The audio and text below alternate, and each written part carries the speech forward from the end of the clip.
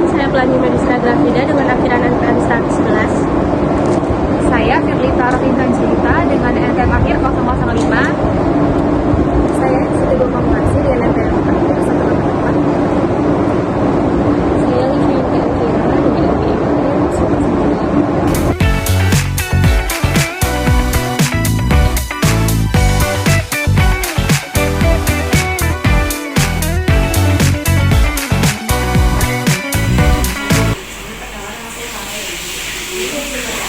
Bagaimana sih perusahaan ini mengimplementasikan program atau strategi kerja agar tujuan perusahaan itu dapat tercapai secara efektif?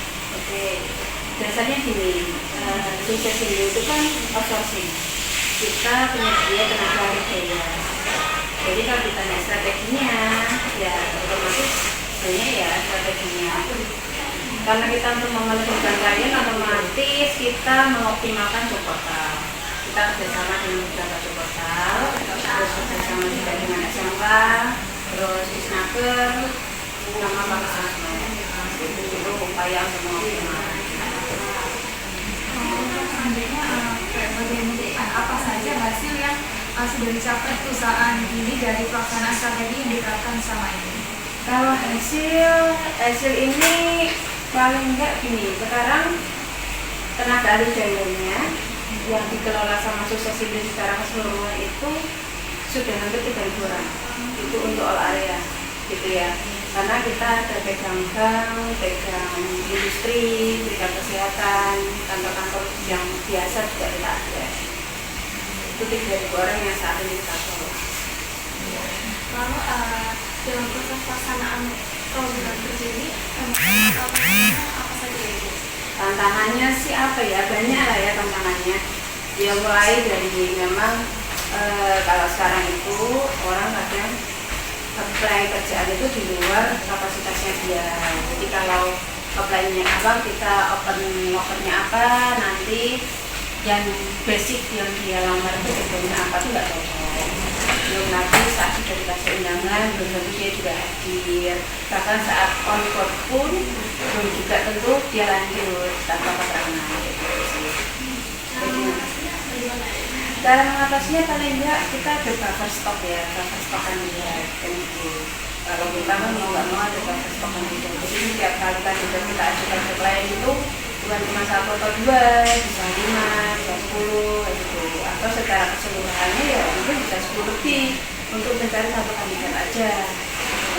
Karena kembali ke kebutuhan klien. Jadi apa yang kita cari kita olah dulu, kita lakukan psikotes, terbitkan psikogram karena kami juga punya psikolog kan. Terus dari itu data psikogram dan hasil wawancara kita sampaikan itu bisa cocok bagi mereka. Saya juga lihat mungkin lumayan banyak keuntungan sejauh mana keterlibatan karyawan dalam mendukung keberhasilan program dan strategi perusahaan. Kalau untuk SR sendiri, untuk cakupan wilayahnya SR ini bisa dibilang untuk wilayah Jakarta itu cakupannya Jawa Barat, seperti Kalimantan Utara, kemudian Surabaya ini, Jawa Tengah, Jawa Timur, Bali, Kalimantan, Sulawesi. Itu masing-masing. Kalau boleh tahu Untuk internalnya atau untuk SR-nya aja? Secara keseluruhan termasuk kantor cabang ya kita cuma 65 orang. 65 orang itu untuk all jabatan ya, termasuk pegawai dasar. kemudian tidak bisa dipungkiri kan Bu, kalau sebuah perusahaan itu pasti memiliki keunggulan atau ciri khas masing-masing. Nah, pada perusahaan itu sendiri apa sih yang menjadi keunggulan atau inovasi dan yang menjadi pembeda dari perusahaan yang lain, terutama dalam memenuhi kebutuhan atau kepuasan klien itu bagaimana? Pembedanya apa ya? Mungkin kalau dari kami karena profesornya oke, jadi kalau memang ada yang tidak cocok ya bisa langsung nanti kalau memang harus segera minta ganti. Lalu juga ini ya layanan ya. Jadi kalau layanan bisa dibilang hasil sampai saat ini klien itu nggak ada masalah dengan layanan, termasuk koordinatornya kita karena kan kalau yang jembatannya klien kan kita ada namanya PIC, koordinatornya oke, gercep, gitu kan, komunikasinya bagus. Jadi ya kita oke sih dalam hal itu. Terus kita juga dipercaya BUMN juga kan untuk ikutan dengan mereka. Kemarin kan kita juga kelola Bank Mandiri. Terakhir itu Bank Mandiri Jawa Barat, satu provinsi. Yang kita.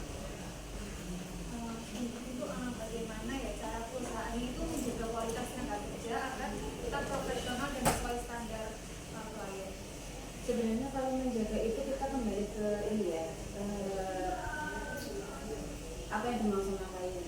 Contoh, oh ternyata sebenarnya kita tuh butuh orang yang kayak gini loh, kayak gini. Dengan fungsinya si PIC tadi itu menjadi jembatan ke si pekerja. Apa yang jadi jembatan kerja ini? Jadi saling saling mengkoreksi lah. Dari tidak penempatan bagaimana, dari pekerjaannya bagaimana, jadi kurang lebihnya bagaimana, itu yang akhirnya kita dapat titik tengahnya terus, dan itu kan meminimalisir konflik ya. Jadi kalau dari sukses ini, sekiranya kalau melakukan evaluasi terhadap keberhasilan program atau strategi yang telah dijalankan itu seperti apa? Biasanya kita setiap bulan itu ada meeting bulanan.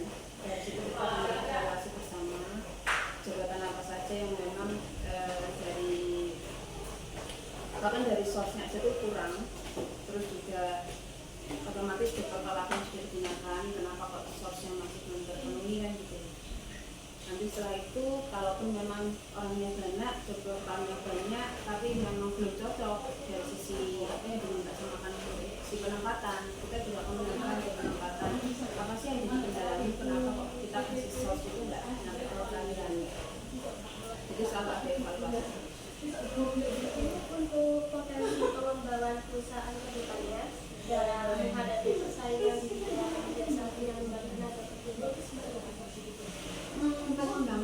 Pengembangan sih kita sekarang sudah ISO. Terus juga kita selalu mengikuti aturan terbaru ya. Kalau aturan terbaru kan ada PDB itu kita ikuti terus. Karena kan ya perusahaan klien-klien itu kan juga mengikuti aturan pemerintah. Jadi ya kita akan tetap mengikuti. Sama kalau memang ada sistem-sistem terbaru, baik itu yang memang dijalankan oleh klien ataupun yang kita jalankan sendiri, itu akan selalu kita update terus. Kemudian kalau dari saya, upaya apa sih yang bisa dilakukan oleh perusahaan ibu untuk menjaga hubungan dengan klien demi menjaga perusahaan itu tetap dinilai citranya itu terbaik gitu. Ya, kalau upaya itu tadi kita biasanya sama klien itu kan selalu ya berkomunikasi. Setiap hari itu selalu berkomunikasi dengan klien. Apa sih yang dikomunikasikan tuh dari mulai permintaan karyawan, dari mulai keluhan mereka terhadap karyawan itu sendiri, terus juga mengenai data-data dari karyawan itu sendiri yang itu termasuk absensi kan, itu kan yang kita lakukan setiap hari. Jadi dari komunikasi itu kan otomatis nanti akan ada mingguan, bahkan review bulanan kan gitu. Bahkan beberapa klien juga ngasih kita KPI kan, jadi dari situ kita harus optimalkan terus gitu, untuk untuk mengikuti standarnya mereka, bahkan lebih dari itu. Nah, so far sih kita oke ya dari itu ya, jarang ada klien yang sampai seberat itu komplainnya sama kita.